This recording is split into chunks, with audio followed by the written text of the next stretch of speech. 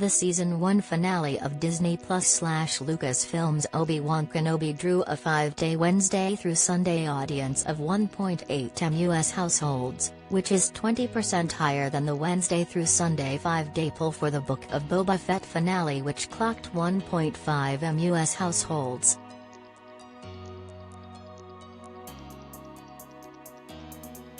This comes from Samba TV, which measures streaming viewership in 3 million U.S. terrestrial TV households for those who've watched a show for at least 5 minutes.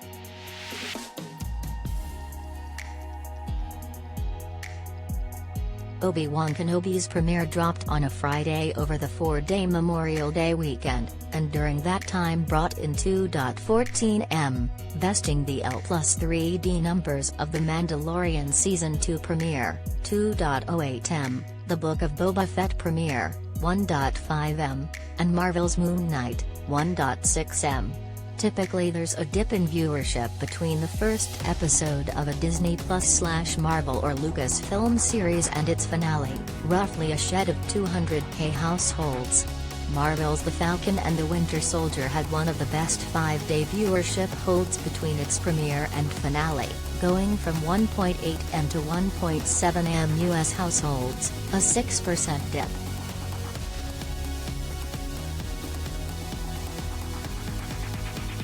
Related story.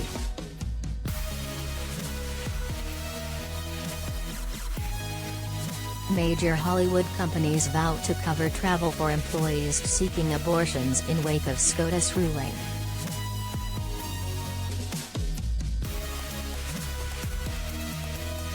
Of the top 25 largest markets, Seattle, Washington over-indexed the most, plus 46%, for Obi-Wan Kenobi, followed by Denver, Colorado, plus 41%, and Sacramento, California, plus 22%, for L+4D.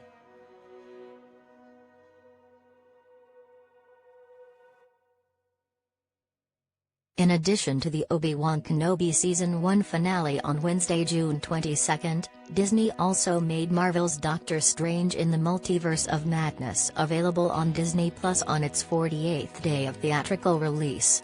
The Sam Raimi-directed movie brought in a 5-day viewership of 2.1 million, on par with recent MCU titles that respected the theatrical window, i.e., Shang-Chi and the Legend of the Ten Rings clocked the same number in its first 5 days on the service, from November 12 to 16, though that was a Friday through Tuesday, while Eternals was watched by 2 million in its first 5 days, Wednesday through Sunday, from January 12 to 16.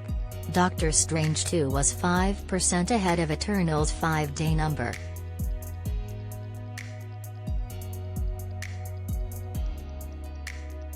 Of the top 25 largest DMAs, Sacramento, California over-indexed the most, plus 38%, for Doctor Strange 2, followed by Philadelphia, Pennsylvania, plus 25%, and Seattle, Washington, plus 17%.